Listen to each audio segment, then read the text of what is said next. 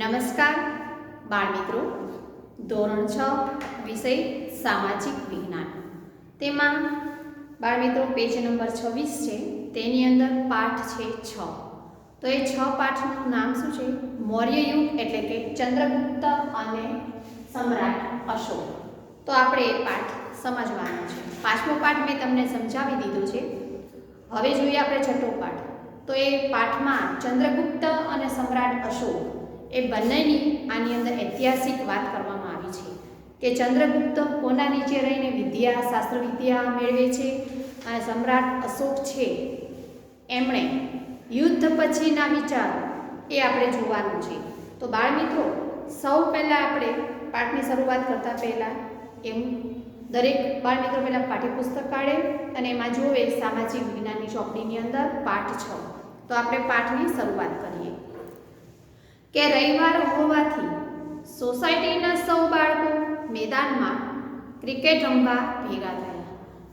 આપણે પણ અહીંયા રવિવાર હોય, રજાનો દિવસ હોય, તો અહીંયા પણ આપણા ત્યાં બાળકો હોય છે. તમે પણ રમતા તો હશો જ ક્રિકેટ કે કંઈ પણ. રવિવારનો દિવસ એટલે કે રજાનો દિવસ એટલે કે રમતગમત તમે કરી શકો છો. તો ભવ્ય અને જલ્પે ટીમ પાડી. એમાં બંને મિત્ર હોય છે. કોણ? તો ભવ્ય અને જલ્પ. તો બેટિંગ કે બોલિંગ નક્કી કરવા માટે સિક્કો ઉછાળ્યો. આપણે તમે ક્રિકેટ મેચ જોતા હશો ટીવીની અંદર, તો મેચમાં બેટિંગ કે બોલિંગ કોને પહેલાં કરવાની હોય છે એની માટે સિક્કો ઉછાળવામાં આવે છે. એ તો તમને ખ્યાલ જ હશે. તો જલ્પ બોલ્યો કિંગ.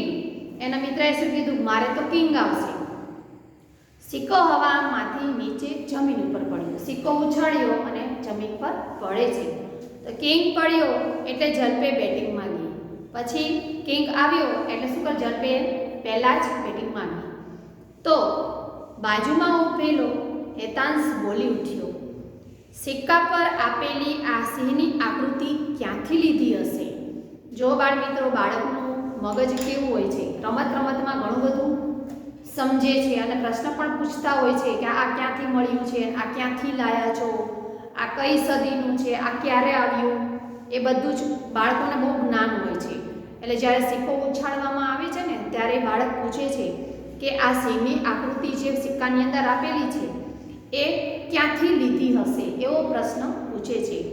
તો ભવ્યએ તેને સમજાવ્યું કે સિક્કા પર આપેલી સિંહની આકૃતિ એટલે કિંગ.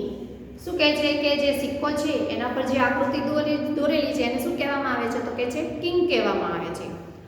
તો આપણે જોઈએ કે સારનાથના વિશાળ સ્તંભ પર આ સિંહની આકૃતિ સ્થાપિત કરવામાં આવેલી છે. તો કઈ જગ્યાએ સિંહની આકૃતિ સ્થાપના કરવામાં આવી છે? તો પ્રશ્નનો જવાબ થશે કે સારનાથ. આ વિશાળ એક મોટો સ્તંભ છે એની ઉપર આ સિંહની આકૃતિની સ્થાપના કરવામાં આવી હોય છે.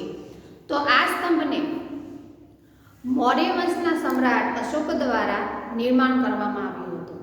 પ્રશ્ન પૂછાય કે આ જે આકૃતિ છે એ કોના દ્વારા નિર્માણ કરવામાં આવ્યું હતું? તો તરત તમને પાઠ વાંચ્યો હોય, સમજ્યો હોય તો તરત ખ્યાલ આવી જાય કે સમ્રાટ અશોકે.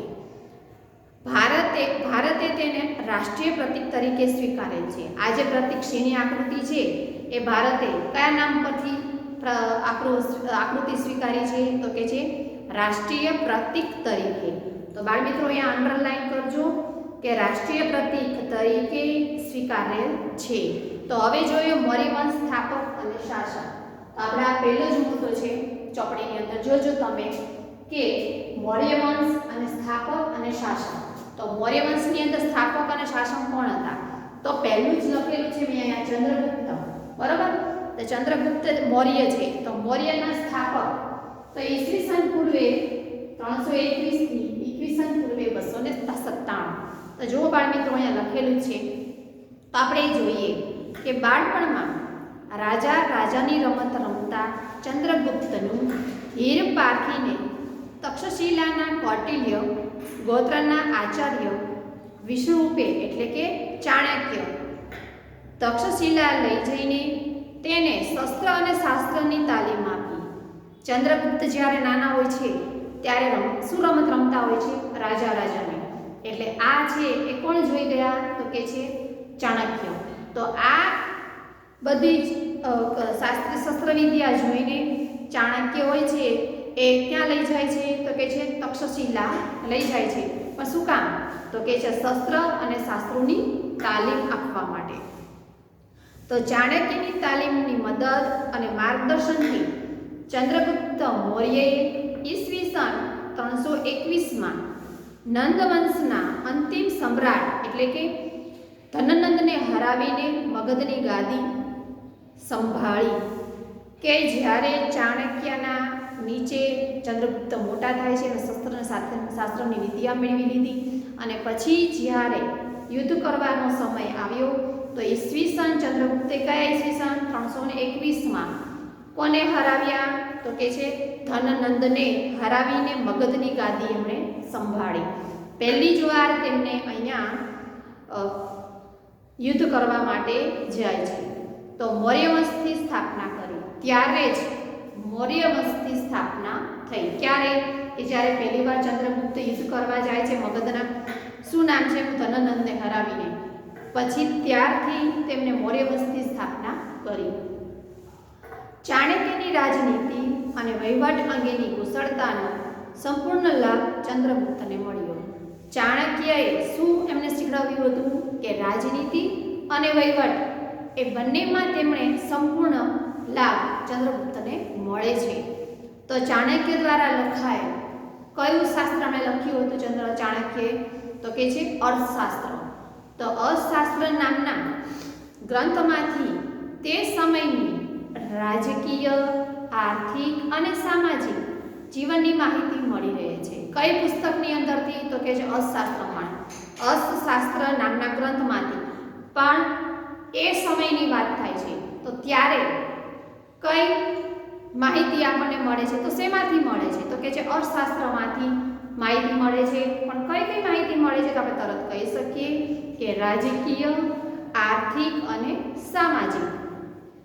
ચંદ્રગુપ્તની તમામ સિદ્ધિઓમાં ચાણક્ય મુત્સદ્દીગીરીવાળા માર્ગદર્શને ઘણો મહત્વનો ભાગ ભજવ્યો હતો. હવે જોઈએ આગળ કે ગ્રીક રાજા નામ બધા રાજાના યાદ રાખવાના છે. બધી જ જગ્યાએ સવાલ જવાબની અંદર તમને થોડું લાગશે, તકલીફ પડશે, પણ તમારે આ પાઠ વાંચવાનું છે. 2-3 વખતે તમને યાદ રહી જશે કે રાજા કોણ હતા, એના સેનાપતિ કોણ હતા, બધું તમારે યાદ રાખવાનું છે. તો ગ્રીક રાજા સેલ્યુકસ નિકેતરને હરાવીને ચંદ્રગુપ્તે 4 પ્રદેશો એટલે કે આ બંને જણને હરાવ્યા. કોને કોને? સેલ્યુકસ નિકેતરને હરાવીને. પણ ક્યાંના રાજા હતા તો કે છે ગ્રીક રાજા. તો ક્યાં સેલ્યુકસ અને નિકેતર એ તમારે નામ યાદ રાખવાનું રહે છે. તેમણે કયા 4 પ્રદેશો જીત્યા હતા તો તરત કહી શક્યા. અહીં લખ્યું છે આપણે કે કાબુલ, કંદહાર, હેરાત અને ચોથું છે બલુચિસ્તાન જીત્યા. એમણે 4 પ્રદેશો ચંદ્રગુપ્તે જીત્યા હતા. તો ચંદ્રગુપ્તની બહાદુરીથી પ્રભાવિત થઈને સેલ્યુકસે પોતાની પુત્રી હેલેનાને ચંદ્રગુપ્ત સાથે પરણાવી અને પોતાના રાજદૂત યાદ રાખજો નામો મેગેસ્થનીસને તેના દરબારમાં મોકલ્યા. શું કરે છે પછી સેલ્યુકસ છે એ ખૂબ જ રાજી થઈ જાય છે. એટલા માટે પછી એમની પુત્રીનું નામ શું હોય છે? હેલેના. હેલેના હોય છે એને ચંદ્રગુપ્તની સાથે પરણાવી દે છે અને પોતાના રાજદૂત મેગસ્થનીસને તેના દરબારમાં મોકલ્યો. પાટલીપુત્રમાં રોકાણ દરમિયાન મેગસ્થનીસે લખેલ પુસ્તક ઇન્ડિકામાંથી, અંડરલાઈન કરજો બાળકો, ઇન્ડિકામાંથી મગધ સામ્રાજ્યના પાટનગર અને એના વહીવટ વિશેની અગત્યની અને આધારભૂત જાણકારી મળી. તો મેગસ્થનીએ કયું પુસ્તક લખ્યું હતું તો કે છે ઇન્ડિકા. તો તમારે આ બધું જ હું જે બોલું છું ત્યાં અંડરલાઈન કરજો તમે, એટલે તમને ખબર પડી જાય કે પાટલીપુત્રના રોકાણ દરમિયાન મેગસ્થનીસે લખેલ પુસ્તક કયું લખ્યું હતું પુસ્તક તો કે છે ઇન્ડિકા. બરોબર, એટલે તમારે બધું જ યાદ રાખવાનું રહેશે. તો હવે આપણે ચંદ્રગુપ્તનો રાજ્ય વિસ્તાર જોઈએ. બીજો જ મુદ્દો છે રાજ્ય વિસ્તાર. તો આપણે રાજ્ય વિસ્તાર વિશે જાણીએ. ચંદ્રગુપ્તનો રાજ્ય વિસ્તાર કયો હોય છે કે ચંદ્રગુપ્તે પોતાની વીરતા અને ચાણક્યની રાજનૈતિક કુશળતાથી પોતાની સત્તાનો પ્રસાર ભારતના અન્ય પ્રદેશોમાં કરી સમગ્ર ભારત પર એક સાર્વભૌમ સત્તા સ્થાપવાનો પ્રયત્ન કર્યો. કોના મદદથી આ આગળ વધ્યો છે ચંદ્રગુપ્ત? તો કે છે ચાણક્યના. તો ચાણક્યએ રાજનૈતિક બધી જ રીતની એમણે શસ્ત્ર અને શાસ્ત્રની વિદ્યા પ્રાપ્ત કરી હતી. એના દ્વારા ધીમે ધીમે તે પોતાના ભારતના અન્ય પ્રદેશોમાં શું કરે છે? સમગ્ર ભારતમાં સાર્વભૌમ સત્તા સ્થાપનાનો એમણે પ્રયત્ન કર્યો. એટલે કે ભારતની અંદર અમુક અમુક પ્રદેશો એટલે કે બધા જ આવી જાય છે. બધી જ જગ્યાએ તેમણે પોતાનું સત્તા છે એ સ્થાપવાનો પ્રયત્ન કર્યો. તો ઉત્તરમાં ધ્યાનથી અંડરલાઈન કરજો કે ઉત્તરમાં અફઘાનિસ્તાન, પેશાવર, કંદહારથી લઈને પૂર્વમાં બંગાળ સુધી તેનું શાસન હતું. કે ચંદ્રગુપ્તનું શાસન ક્યાં સુધી હતું અને કઈ જગ્યાએ હતું? તો તરત આપણે પ્રશ્નનો જવાબ થઈ જશે કે ઉત્તરમાં અફઘાનિસ્તાન, પેશાવર, કંદહારથી લઈને પૂર્વમાં બંગાળ સુધી તેનું શાસન હતું. તો પશ્ચિમ ભારતમાં, હવે ઉત્તર ભારતમાં વાત થઈ ગઈ, હવે જોઈએ પશ્ચિમ ભારત પર પણ એની સત્તા હતી. ઉત્તરમાં પણ હતી એમની સત્તા, તો સાથે સાથે પશ્ચિમ ભારતમાં પણ એમની સત્તા હતી. તો સૌરાષ્ટ્રમાં પણ તેનું શાસન હોવાથી તથા પુષ્યગુપ્ત નામના વૈશ્ય અમાત્મને ત્યાંના રાષ્ટ્રીય રાજ્યપાલ તરીકે નિમ્યા હોવાનું આધારોમાં જણાવેલ છે. બાળમિત્રો જુઓ, પહેલા ઉત્તરમાં એમને પોતાનું સત્તા ચલાવી, પછી ગયા પશ્ચિમ ભારતમાં અને પછી ગયા સૌરાષ્ટ્રમાં. એ તમારે મેઇન જે પોઈન્ટ મુદ્દા છે એ તમારે અંડરલાઈન કરશો તો તમને સવાલના જવાબ સમજવામાં સહેલા પડશે. તો હવે જોઈએ આપણે કે દક્ષિણ ભારતના કોંકણ, કર્ણાટક, મહારાષ્ટ્ર વગેરે પ્રદેશો પણ મગધ સામ્રાજ્યનો એક ભાગ હતો. કયો? તો કે દક્ષિણ ભારતમાં. પણ કયા? તો તરત કહી શકીએ ને કે કોંકણ, કર્ણાટક અને મહારાષ્ટ્ર વગેરે પ્રદેશો પણ મગધ સામ્રાજ્યનો એક ભાગ હતા. તો વાયવ્યમાં છેક પશ્ચિમ ગાંધાર, અફઘાનિસ્તાન સુધીના પ્રદેશો પણ ચંદ્રગુપ્તની સત્તા હેઠળ હતા. કેટલા બધા એમના પ્રદેશો એમના હાથની અંદર હતા એ બધા તમારે યાદ રાખવાના છે અને સવાલના જવાબમાં લખવાનું રહેશે. તો આમ સમગ્ર ભારત પર મૌર્ય સામ્રાજ્યની સાર્વભૌમ સત્તા પ્રવર્તી હતી.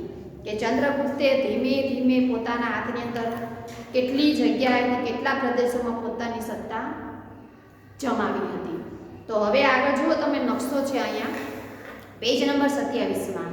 તો તેમાં જુઓ કે મૌર્ય સમાજ સામ્રાજ્ય યુગના મુખ્ય નગર અને અભિલેખો મળેલ સ્થળો. બાળમિત્રો તમે પોતાની પાઠ્યપુસ્તક ખોલજો, એમાં નકશો છે ભારતનો, એની અંદર શું લખેલું છે કે મૌર્ય સામ્રાજ્ય યુગના મુખ્ય નગર અને અભિલેખો મળેલ સ્થળો. તો તમે નકશો જોશો એટલે તમને ખબર પડી જશે કે એના મુખ્ય નગરો કયા છે અને અભિલેખો ક્યાંથી મળેલા છે. એ બધું જ આ નકશાની અંદર તમને જોવા મળશે. તો જોઈએ આપણે હવે કે મૌર્ય સામ્રાજ્યનો વિસ્તાર. બરાબર. તો હવે પેજ નંબર જોઈએ આપણે 28. તો તેમાં ચંદ્રગુપ્તે તેમના જીવનનો અંતિમ સમય, ધ્યાનથી અંડરલાઈન પાછી કરજો કે ચંદ્રગુપ્તે તેના જીવનનો અંતિમ સમય જૈન મુનિના ભદ્રબાહુ સાથે મૈસૂર એટલે કે હાલમાં ક્યારે છે તો કે છે કર્ણાટકના શ્રવણ બેલગોડામાં વિતાવ્યો હતો. ચંદ્રગુપ્ત જ્યારે એનો અંતિમ સમય હોય છે ત્યારે કોની સાથે વિતાવે છે? પ્રશ્ન પૂછાય તો તરત આપણે કહી શકીએ કે મુનિ છે ભદ્રબાહુ, એની સાથે. એટલે એ ક્યારે છે તો કે છે કર્ણાટકના શ્રવણ બેલગોડામાં વિતાવ્યો હતો. ઈસવીસન પૂર્વે 297માં તેનું મૃત્યુ પામ્યા. ચંદ્રગુપ્ત હોય છે ઈસવીસન 297માં મૃત્યુ પામે છે. કઈ સાલની અંદર? તો બાળમિત્રો તો આપણે કહી શકીએ કે 297માં. તો ચંદ્રગુપ્તે 24 વર્ષ રાજ્ય કર્યાનું છેલ્લા વર્ષોમાં તેમણે જૈન ધર્મ અપનાવ્યાની વાત જૈન પુરાણોમાંથી મળી આવે છે. તો બાળમિત્રો જુઓ આપણે કે ચંદ્રગુપ્ત કેટલા વર્ષ સુધી રાજ્ય કર્યું હતું? તો કે છે 24 વર્ષ સુધી. પણ એ શેમાંથી જોવા મળે આપણને ખ્યાલ આવે છે? તો કે છે જૈન ધર્મ અપનાવ્યાની વાત જૈન પુરાણોમાંથી મળી આવે છે કે છેલ્લે એમને અંતિમ સમય ત્યાં વિતાવ્યો હતો અને એમની જે માહિતી છે કે જેમણે 24 વર્ષ સુધી એમણે રાજ્ય કાર્ય સંભાળ્યું હતું. તે શેમાંથી આપણને ખબર પડે? તો કે છે જૈન ધર્મના પુરાણોમાંથી આપણને ખ્યાલ આવે છે. તો ભારતમાં મૌર્ય વંશની સ્થાપના પહેલાનો ઇતિહાસ આદ્ય ઇતિહાસ તરીકે ઓળખવામાં આવે છે અને મૌર્ય વંશની સ્થાપનાની ચોક્કસ અને આધારભૂત માહિતી વિવિધ શાસ્ત્રોમાં મળી રહે છે. તો ચંદ્રગુપ્ત મૌર્ય દ્વારા વિષ્ણુગુપ્ત એટલે કે ચાણક્યની મદદથી સ્થાપવામાં આવેલું મૌર્ય સામ્રાજ્ય ભારતનું પ્રથમ અને ઐતિહાસિક સામ્રાજ્ય કહેવાય છે. તો મૌર્ય વંશની જાણકારી મેળવવા માટે સ્ત્રોત તો તમે પાઠ્યપુસ્તકની અંદર જોજો, આ મેં કોષ્ટક દોરેલું છે એટલે તમને ખ્યાલ આવી જશે કે મૌર્ય વંશની જાણકારી મેળવવાની રીત. તો અહીંયા ક્રમ છે, કૃતિ છે અને લેખક છે. તો લેખકે કઈ કઈ કૃતિ લખી છે એના અહીં નામ છે. તો પહેલું જો અર્થશાસ્ત્ર છે, ચોપડીમાં જોજો અર્થશાસ્ત્ર છે તો એ કોણે લખ્યું? એના લેખક કોણ છે? કોણે લખ્યું હતું? તો કે છે આચાર્ય વિષ્ણુગુપ્ત ચાણક્ય. બીજું છે ઇન્ડિકા, આપણે આગળના પાઠમાં જોઈ ચૂક્યા. ઇન્ડિકા કોણે પુસ્તક લખ્યું છે? આ તો કે જે મેગેસ્થનીસ છે. અને દીપવંશ અને મહાવંશ, તો આપણે અહીંયા આપેલું છે કે દીપવંશ અને મહાવંશ. તો એ કોણે? તો કે છે બૌદ્ધ ગ્રંથો સિલોન, બરાબર. તો હવે જો મુદ્રા રાક્ષસ નાટક, તો એ કોણે લખેલું છે? તો કે છે વિશાખ દત્ત, બરાબર. તો કોણે કોણે કઈ કૃતિ અને કોણે લખી છે એનું નામ અહીંયા આપેલું છે બાળ મિત્રો, એ તમારે સમજવાનું રહેશે. આ ઉપરાંત મૌર્ય સમ્રાટોએ કોતરેલા શિલાલેખો, સ્તંભલેખો, ગુફાલેખો અને સ્તૂપો અને વિહાર વગેરેમાંથી પણ ઐતિહાસિક માહિતી પ્રાપ્ત થાય છે. શેમાંથી આપણને આ બધી માહિતી પ્રાપ્ત થાય છે? આપણે પહેલાના પાઠમાં સમજી ચૂક્યા હતા કે અભિલેખો, સ્તંભલેખો અને ગુફાઓ, એ બધું આપણે અવશેષો એટલે કે બધું એના ઉપરથી તો આપણને ઐતિહાસિકની માહિતી આપણને મળે છે. તો વર્તમાન સમયમાં તમારે વ્યક્તિ, વસ્તુ કે સ્થળ વિશે માહિતી મેળવવી હોય તો તમે કેવી રીતે મેળવશો? સાચી વાત છે, કંઈ પણ વસ્તુની માહિતી આપણે મેળવવી હોય તો આપણે કઈ રીતે મેળવી શકીએ? તો આપણે જોઈએ ગ્રાન્ડ ટ્રંક રોડ. અહીંયા આપણે લખ્યું છે ગ્રાન્ડ ટ્રંક રોડ. તો જોઈએ આપણે કે એશિયા ખંડનો સૌથી જૂનો અને લાંબો મુખ્ય રોડ છે. તમારે ખાસ પરીક્ષામાં પૂછાશે કે એશિયા ખંડનો સૌથી જૂનો લાંબો મુખ્ય રોડ છે, બરોબર. એ પ્રશ્નનો જવાબ થશે કે એશિયા ખંડમાં શું સૌથી જૂનો અને લાંબો રોડ છે, બરોબર. કે અંડરલાઈન કરવાની રહેશે. તો આ રોડનું નિર્માણ સૌપ્રથમ કોણે કર્યું હતું? તો કે છે ચંદ્રગુપ્ત મૌર્યના સમયમાં થયું હતું. કે આ રોડનું જે નિર્માણ છે એ કયા સમયમાં થયું હતું? તો કે છે ચંદ્રગુપ્ત મૌર્યના સમયમાં. તો તે તામ્રલિપ્તિ થઈને તક્ષશિલા અને તક્ષશિલાથી મધ્ય એશિયાને જોડતો હતો, બરોબર. તો તમારે આ રોડ કઈ જગ્યાએથી નીકળતો હતો? તો કે છે તક્ષશિલા અને તામ્રલિપ્તિ અને તક્ષશિલાથી મધ્ય એશિયાને જોડતો હતો. તો તે સમયે ગંગાના મેદાનથી, લાઈન કરજો અંડરલાઈન, ગંગાના મેદાનથી ગાંધાર સુધી આ રોડ વિસ્તરેલો છે. ક્યાં છે? ગંગાના મેદાનથી ગાંધાર સુધી આ રોડ વિસ્તરેલો હતો. તો શેરશાહ સૂરીએ પોતાના શાસનકાળમાં આ રોડનું પુનર્નિર્માણ કરાવ્યું. હવે પુનર્નિર્માણ જે આ રોડનું છે એ કોણે કરાવ્યું હતું? તો આપણે કહી શકીએ કે શેરશાહ સૂરીએ પોતાના શાસનકાળ દરમિયાન આ રોડનું પુનર્નિર્માણ એણે ત્યાં કરાવ્યું હતું. અને અંગ્રેજ શાસનકાળ દરમિયાન ડેલહાઉસીએ કોલકાતાથી પેશાવર સુધી આ રોડનું પુનર્નિર્માણ કરાવ્યું હતું કે જ્યારે અંગ્રેજોનું શાસન ચાલતું હતું ત્યારે એ દરમિયાન કોણે પુનર્નિર્માણ કરાવ્યું હતું તો કે છે ડેલહાઉસીએ. તો વર્તમાન સમયમાં આ રોડ દિલ્હીથી કોલકાતા સુધીના રાષ્ટ્રીય ધોરીમાર્ગથી ઓળખાય છે. બાળમિત્રો જુઓ તમે કે આ માર્ગ કયા નામથી ઓળખાય છે તો કે છે વર્તમાન સમયમાં એટલે કે હાલમાં આ રોડને દિલ્હીથી કોલકાતા સુધીના રાષ્ટ્રીય ધોરીમાર્ગથી ઓળખાય છે. આ રોડને કયા નામથી ઓળખાય છે તો કે છે ધોરીમાર્ગથી. પણ કયા સમયથી ક્યાંથી પૂરું થયું જુઓ બાળમિત્રો, ચંદ્રગુપ્ત જ્યારે હતા ત્યારથી આ રોડનું નિર્માણ થયું. તો છેલ્લે બીજા શેરશાહ સૂરી આવ્યા, એના પછી અંગ્રેજ શાસક કોણ આવ્યા તો કે છે ડેલહાઉસીએ. બરોબર, તો એ બધાએ ભેગા થઈને આ રોડનું પુનર્નિર્માણ કર્યું અને એ નિર્માણ કર્યા પછી આ રોડને કયા નામથી ઓળખવામાં આવે છે તો કે છે રાષ્ટ્રીય ધોરીમાર્ગથી ઓળખાય છે. તો બાળમિત્રો આપણે પાઠ 6 નો અહીં સુધી પાઠ તમને હું સમજાવું છું અને તમારે આ પાઠ વાંચવાનો રહેશે. ગ્રાન્ડ ટ્રંક રોડ ત્યાં સુધીનો તમને મેં આ પાઠ સમજાવી દીધો છે. તો આ પાઠ તમારે વાંચવાનો છે અને વાંચીને તમારે તમારી જાતે સમજવાનું રહેશે કે આની અંદરથી શું આપણને માહિતી મળે છે અને આમાંથી તમને સવાલ જવાબ પણ મળી જશે. પછીનો પાઠ મોટો છે એટલે હવે પછીના વિડીયોમાં તમને હું બીજો પાઠ અડધો છે એ તમને હું સમજાવીશ. આભાર.